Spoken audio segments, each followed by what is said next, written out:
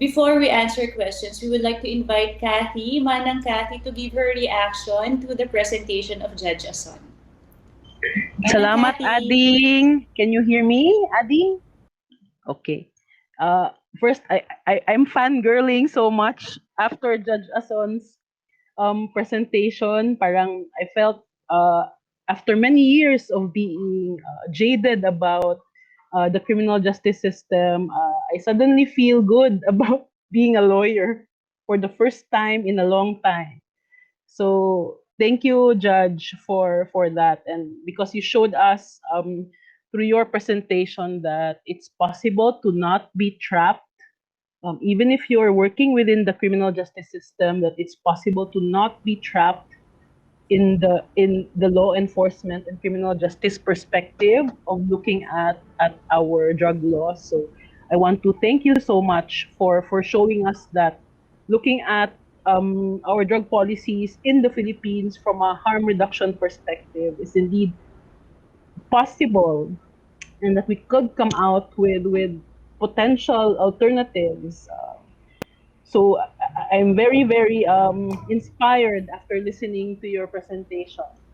Another thing that I wanted to share was that you also showed us that harm reduction, access to justice, could also be harm reduction, and it's something that shows that the range of where harm reduction could be applied.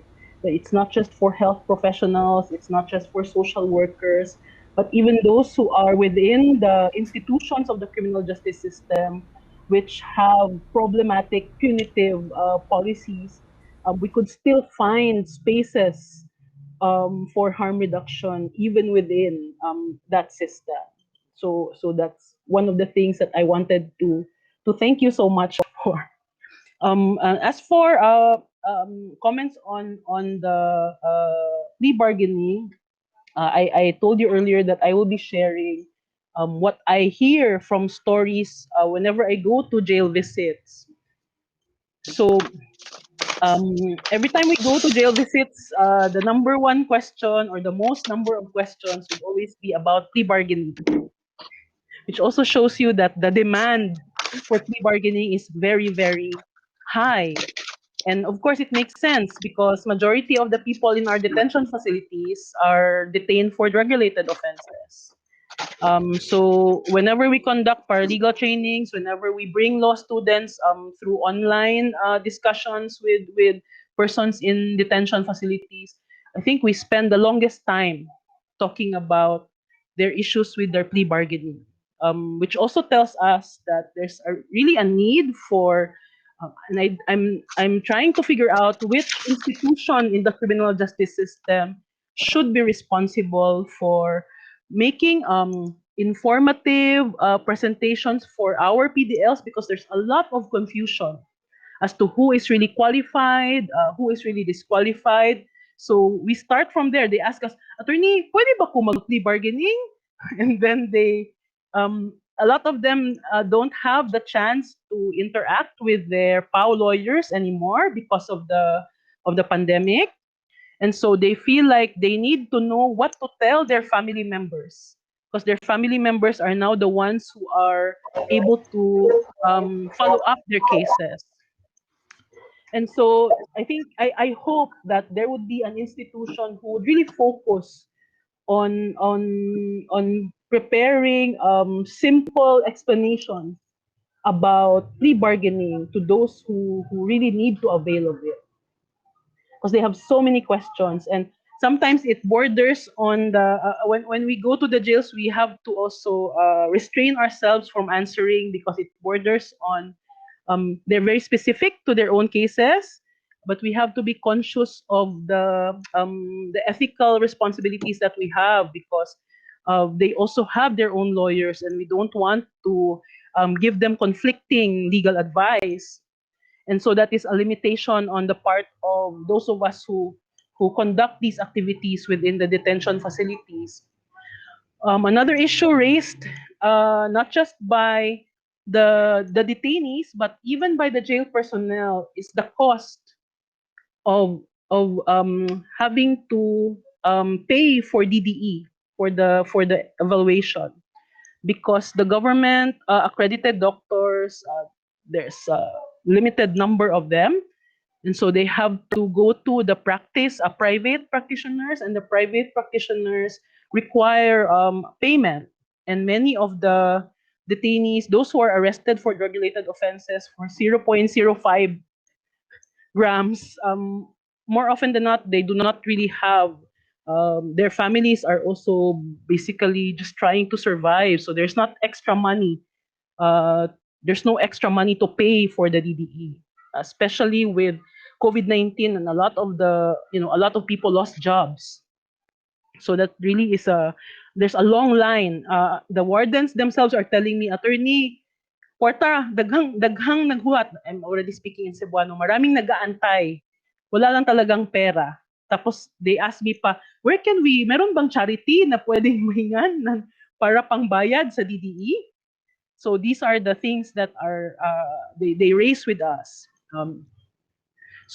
I also believe that while it's important to emphasize that we do have a problem with our drug laws, we do have a problem with our punitive system. In the meantime, plea bargaining is available and should be maximized. And I think Judge Ason has shown us the benefits of continuing with this plea bargaining program while we are working on changing our drug policies. So parang I'm also afraid of the implications of that recent jurisprudence that you shared with us, Judge Ason, because when you go to the jails, it's really one thing that they're holding on to. It's a source of hope.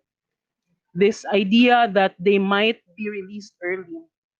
And this, despite another issue I almost forgot to raise before I stop speaking and turn it over to Bok, is that many of them insist that evidence was planted. And so there is this feeling that, attorney, pag plea bargaining ako, ibig sabihin aamin ako na totoo na nahulihan ako, pero wala naman talaga akong dala. There are stories like that coming out. But it's also a choice between insisting on your innocence and staying longer in jail. And that's hardly it's not a choice it's easy to make that choice na bahala na magkaroon ako ng criminal record basta makalabas na lang ako dito. And for me, in a way, that's still an injustice. Because people who are saying that, I was illegally arrested, evidence was just planted, but because I want to get out of here, I will just plead guilty. So that's the one thing that I don't like the most about plea bargaining, but that's the reality. So, and again, I hope there is an institution within our criminal justice system who will focus on truly informing the people who are in detention about what to expect, what are the processes, what are the steps, how much would it cost, things like that. Because I don't think the PAO has the time to do this. They barely have time to talk about their cases. And I don't know which institution in government should do that. In fact, I agree with, I have a story about Judge Azon's discussion on the DOJ and the Supreme Court conflict. There's anecdotes from the jails, from the detainees, that during their hearing, the judge and the prosecutor got into a very heavy argument. And the judge suffered a heart attack. Oh. And because the judge suffered a heart attack, he had to go on sick leave. And so the consequence is that more hearings are now pending. And so they are staying for a much longer time in detention. So imagine, because of the conflict with the rules of the DOJ and the Supreme Court, there is a very real impact on the people of those who are waiting for their applications for plea bargaining for their petitions for plea bargaining to be granted. So that's all I wanted to share. And again, I'm very thankful to hear from Judge Ason how it's possible to look at, to be a judge and to look at our drug laws from the perspective of, from the lens of harm reduction. You give me so much hope, Judge Ason, and I hope that we will meet so many more judges who are like you. As I said in the chat, when I grow up, I want to be like Judge Ason. Thank you. Thank Thank you. you. Thank you, Kathy. So before we go on to our next presenter, I would like to just acknowledge the comment in the chat box of Mr. Soliman Santos. He said that harm reduction and the present official system seem like worlds apart, doing their respective things apart from and with minimal interaction with each other. He closes by saying it is time to bridge these two worlds, starting with more enlightened or open officials. So we agree with that, Sir Soliman Santos. So we know that you've been with us for the last days, and we're glad of your that you commented this way after the presentation of Judge Ason. So Judge Ason started with the current processes in the plea bargaining system. Manang Kathy talked about some of what the issues she encountered with the PDLs.